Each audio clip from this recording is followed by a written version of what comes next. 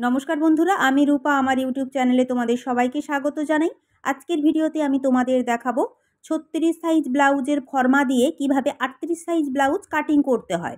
কিভাবে তোমরা সাইডে কতটা করে কাপড় বাড়াবে সম্পূর্ণ আমি কিন্তু খুব সহজভাবে দেখিয়ে দেবো। তোমরা সম্পূর্ণ ভিডিওটা দেখতে থাকো। যখন হাতে অনেক কাজের চাপ থাকে, তাড়াহুড়ো থাকে, তোমরা কিন্তু এইভাবে বাড়িয়ে কাটিংটা করে নিতে পারো। সবসময় কিন্তু সমস্ত রকম ফর্মা কাটিং করা সম্ভব হয় না। আবার তোমরা অনেকে বলো যে সরাসরি কাপড়ে কাটিং করলে নাকি কাপড় বেশি নষ্ট হয়। তাহলে তোমরা অবশ্যই ফর্মা কাটিং করে কাটিংটা করে নিও। চলো তাহলে ভিডিওটা দেখো, আর যদি ভালো লেগে থাকে আমার পাশে থেকো। চলো তাহলে দেখে নিই। দেখো তাহলে এখানে আমি ফর্মা নিয়ে নিয়েছি, এটা পেছন পাট আর এগুলো হলো সামনের পাট। হাতার ফর্মা আমি কাটিং করিনি, কারণ হাতা আমি সরাসরি কাপড়ের মধ্যেই কাটিং করে নেব। তোমরা চাইলে আগে থেকে হাতার ফর্মা কাটিং করে রাখতে পারো। এরপর চলো দেখে নেবো কিভাবে বাড়াতে হয়। প্রথমেই লাইলিন কাপড়কে ডবল ভাঁজে ভাঁজ করে নেবো। আমার সাইডে জোড়া সাইড রয়েছে, অপর সাইডে রয়েছে খোলা সাইড। প্রথমে এক সাইড থেকে এভাবে পেছন পাট বসিয়ে নেবো। পেছন পাট বসানোর পর প্রথমে পেছন পাটের ঝুলের মাপটা মেপে দেখে নেবো। 36 ইঞ্চি ব্লাউজের জন্য ঝুলের মাপ নিতে হয় 14 ইঞ্চি। 38 ইঞ্চি ব্লাউজের জন্য ঝুলের মাপ নিতে হয় 14 ইঞ্চি। আমার এখানে টোটাল 14 ইঞ্চি ব্লাউজ রেডি হবে। তার সাথে 1 ইঞ্চি প্লাস করে ফর্মা রয়েছে 15 ইঞ্চি। বুঝতে পেরেছো? এইভাবে তোমরা মেপে দেখে নেবে। এরপর ছাতির মাপটা মেপে দেখে নেবো। আমার এখানে 36 সাইজ ছাতির ফর্মা রয়েছে। 36কে 4 দিয়ে ভাগ করলে হয় 9 ইঞ্চি। একেবারে ধার থেকে প্রথমে 9 ইঞ্চিতে দাগ দিয়েছি, তারপর এক্সট্রা 2 ইঞ্চি নিয়েছি সেলাই কাপড়ের জন্য, যেটা ভেতরে থেকে যাবে। সেলাই কাপড়ের জন্য এখানে 1.5 ইঞ্চিও কিন্তু নেওয়া যায়, আমি এখানে 2 ইঞ্চি নিয়েছি। আমার ব্লাউজ তৈরি হবে 38 ইঞ্চি। 38কে 4 দিয়ে ভাগ করলে হয় কত ইঞ্চি? 9.5 ইঞ্চি। তাহলে আমার এখানে রয়েছে 9 ইঞ্চি। আমার ছাতি দরকার লাগবে 9.5 ইঞ্চি। তাহলে কত ইঞ্চি বাড়াতে হবে? হাফ ইঞ্চি বাড়াতে হবে। বুঝতে পেরেছো?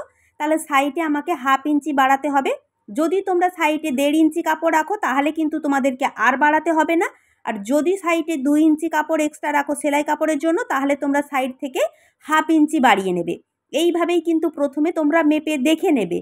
36কে 4 দিয়ে প্রথমে ভাগ করবে, তারপর 38কে 4 দিয়ে ভাগ করে কত হবে, যতটা এক্সট্রা থাকবে বেশি ততটাই কিন্তু সাইডে তোমরা কাপড় বাড়িয়ে নেবে। দেখো আমি এখানে হাফ ইঞ্চি বাড়িয়ে নিলাম, কারণ ভেতরে আমি 2 ইঞ্চি কাপড় সেলাই কাপড়ের জন্য রেখে দেবো। বুঝতে পেরেছো? এইভাবেই মাপটা নিতে হবে। এখানে যদি তোমরা মনে করো যে 36 সাইজ ফর্মা দিয়ে 40 সাইজ ব্লাউজ কাটিং করবে, তাহলেও কিন্তু করা যায়, কোনো অসুবিধা হবে না। ছাতির হিসেব করে কিন্তু সাইডে এক্সট্রা কাপড় তোমরা বাড়িয়ে নেবে। বুঝতে পেরেছো? এরপর কোমরের মাপ নিয়ে নেবো। আমার এখানে কোমরের মাপ রয়েছে 30 ইঞ্চি। 30কে 4 দিয়ে ভাগ করলে হয় 7.5 ইঞ্চি। তারপর এক্সট্রা 1 ইঞ্চি নিয়েছি টেকিংয়ের জন্য, আরও এক্সট্রা 2 ইঞ্চি নিয়েছি সেলাই কাপড়ের জন্য। বুঝতে পেরেছো? আমার এখন কোমরের মাপ দরকার 34 ইঞ্চি। 34কে 4 দিয়ে ভাগ করলে কত হয়? 8.5 ইঞ্চি। বুঝতে পেরেছো? আর আমার এখানে 30 সাইজের জন্য কোমর রয়েছে 7.5 ইঞ্চি। 7.5 ইঞ্চি থেকে 1 ইঞ্চি এক্সট্রা দিলে হবে 8.5 ইঞ্চি। তাহলে 1 ইঞ্চি আমার এখানে এক্সট্রা দরকার লাগবে। তারপর টেকিংয়ের জন্য কিন্তু 1 ইঞ্চি সমস্ত ব্লাউজের নিতে হবে। সাইডে যে এক্সট্রা আমি এখানে 2 ইঞ্চি কাপড় রেখেছি সেলাই কাপড়ের জন্য, এটা তোমরা 1.5 ইঞ্চিও রাখতে পারো। যদি তোমরা 1.5 ইঞ্চি রাখো তাহলে তোমাদেরকে সাইডে বাড়াতে হবে হাফ ইঞ্চি। আর যদি তোমরা এক্সট্রা 2 ইঞ্চি রাখো তাহলে কিন্তু সাইডে তোমাদেরকে বাড়াতে হবে 1 ইঞ্চি। তাহলেই আমার এখানে টোটাল মাপ আসবে 8.5 ইঞ্চি। তারপর টেকিংয়ের জন্য, তারপর সেলাই কাপড়ের জন্য। বুঝতে পেরেছো? ঠিকঠাক করে হিসেবটা তোমরা নিয়ে নেবে। সাইডে তোমরা কতটা কাপড় রাখছো সেই হিসেবে কিন্তু তোমরা এক্সট্রা কাপড়টা বাড়িয়ে নেবে। আমার এখানে কোমরের মাপ 34 রয়েছে বলে যে তোমাদের কোমরের মাপও 34 থাকবে তা কিন্তু নয়।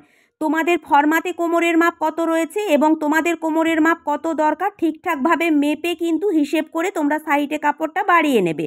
এরপর দাগটা মিলিয়ে নেবো, কারণ কোমরের মাপ কিন্তু কম বেশি হয়ে থাকে। এরপর দেখো পুটের মাপটা তোমরা কিভাবে নেবে। পুটের মাপ কিন্তু পিঠের লেন্থ হিসাবে পুট ভেঙে তোমরা মেপে দেখে নেবে। তোমার ফরমাতে কত পিঠের লেন্থ রয়েছে এবং তোমার কতটা পিঠের লেন্থ দরকার সেই হিসেবে কিন্তু পুটটা ভেঙে নেবে। আমার এখানে ফরমাতে যা পিঠ রয়েছে তাই পিঠ কিন্তু আমার এখানে দরকার, তাই আমি সম্পূর্ণ ড্রয়িংটা তুলে নিচ্ছি।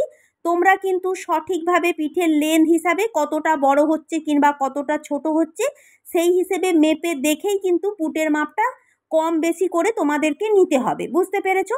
যেমন ফর্মা রয়েছে তেমনভাবে বসিয়ে নিলাম তা বললে কিন্তু হবে না। সম্পূর্ণ মাপ কিন্তু তোমাদেরকে হিসেব করে মেপে দেখে নিতে হবে। আর পুর যদি তোমাদের কম বেশি হয় আরমোলটাকেও তোমাদেরকে ঠিক করতে হবে। আর পুর যদি তোমাদের ফর্মা হিসেবে ঠিকঠাক থাকে তাহলে আরমোলও কিন্তু ঠিকঠাক থাকবে। বুঝতে পেরেছো? ছোট সাইজ থেকে কিন্তু বড় করা যায়, বড় সাইজ থেকে কিন্তু ছোট করা যায় না।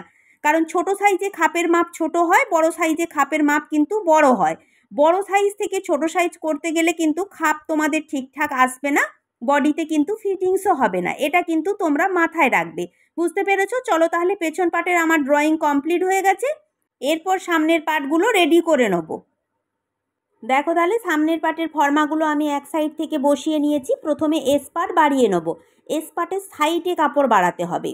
পেছন পার্টের ছাতির সাইডে আমরা যতটা কাপড় বাড়িয়েছিলাম এস পার্টেরও ছাতির সাইডে ততটাই কিন্তু কাপড় বাড়িয়ে নিতে হবে। তোমরা হিসেব করে তোমাদের যা মাপ আসবে সেইভাবেই কিন্তু এস পার্টের সাইডে কাপড় বাড়িয়ে নেবে। পেছন পার্টে সাইডে ছাতিতে 1/2 ইঞ্চি বাড়িয়েছিলাম, এসের সাইডেও ছাতিতে 1/2 ইঞ্চি বাড়িয়ে নেব। বুঝতে পেরেছো? এইভাবে তোমরা ঠিকঠাক করে মাপটা নিয়ে কিন্তু এক্সট্রা কাপড় বাড়িয়ে নেবে। এরপর দাগটা মিলিয়ে নেব।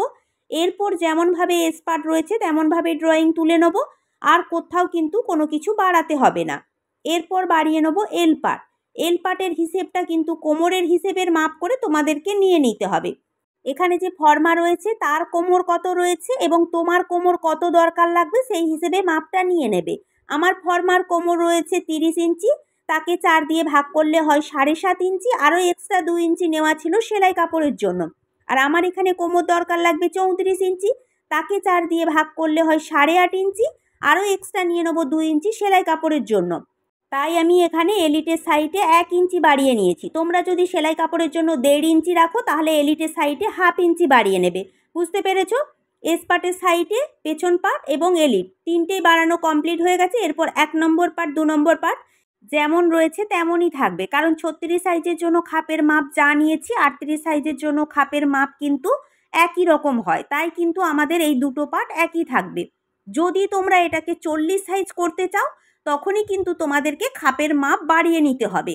সম্পূর্ণ যে আমাদের 1 নম্বর পার্ট রয়েছে চারি সাইডে যেমনভাবে আমরা মাপ নিই সেইভাবেই কিন্তু আমাদেরকে সেলাই কাপড়ের জন্য আরও এক্সট্রা করে মাপ বাড়িয়ে নিতে হবে। বুঝতে পেরেছো? এরপর দেখো 1 নম্বর পার্টের যে রাউন্ড রয়েছে রাউন্ড মেপে নিয়ে 2 নম্বর পার্টের লম্বার মাপটা নিয়ে নেবে। চওড়ার মাপটা কিন্তু একই রকম থাকবে। বোঝা গেল? বড় সাইজ থেকে কিন্তু তোমরা ছোট করতে পারবে না, ছোট সাইজ থেকে কিন্তু বড় করা যায়। দেখো তাহলে সম্পূর্ণ পার্টগুলো আমার বাড়ানো কমপ্লিট হয়ে গেছে। এরপর যেমনভাবে ড্রয়িং করেছি ড্রয়িং বরাবর কাটিং করে নেব। দেখো তাহলে সমস্ত পার্টগুলো আমি কাটিং করে নিয়েছি। তাহলে বুঝতে পেরেছো নিশ্চয়ই কিভাবে সাইডে কাপড় বাড়াতে হয়। তোমরা 36কে 38 40 পর্যন্ত বাড়িয়ে নিতে পারবে, 30কে 32 34 করে নিতে পারবে, কিন্তু বড় সাইজকে ছোট করা যাবে না। খাপের মাপ কিন্তু তোমাদের ঠিকঠাক আসবে না। বুঝতে পেরেছো? তোমরা কিন্তু ছোট সাইজ দিয়ে বড় সাইজ বানাতে পারো। তোমরা যখন এই 36 সাইজ ফর্মা দিয়ে 40 সাইজ ব্লাউজ কাটিং করবে তখন কিন্তু ঝুলের মাপ পরিবর্তন করতে হবে। পুটের মাপ পিঠের লেন্থ হিসাবে দেখে নেবে, পুটের মাপ ঠিকঠাক করে নিলে আরমোলের মাপও ঠিকঠাক করে নিতে হবে। আর সামনের পাটে তোমাদের এলিটের সাইডে যেমন কাপড় বাড়াতে হবে তেমন কিন্তু নিচের দিকেও কাপড় বাড়াতে হবে, কারণ তোমাদের ঝুলের মাপ যদি বেশি হয় এলিটেও কিন্তু ঝুলের মাপ বেশি নিতে হবে। বুঝতে পেরেছো? এইভাবেই তোমরা দেখে মাপটা নিয়ে নেবে। চলো তাহলে আজকে আমার ভিডিওটা এই পর্যন্ত। আশা করি তোমরা কিছুটা হলেও বুঝতে পেরেছো। যদি না বুঝতে পারো অবশ্যই কমেন্ট বক্সে জানিও। তোমাদেরকে বলবো না যে ভিডিওতে লাইক দাও, তোমরা লাইক দিতে চাও না। চলো তাহলে আজকের মতো নমস্কার।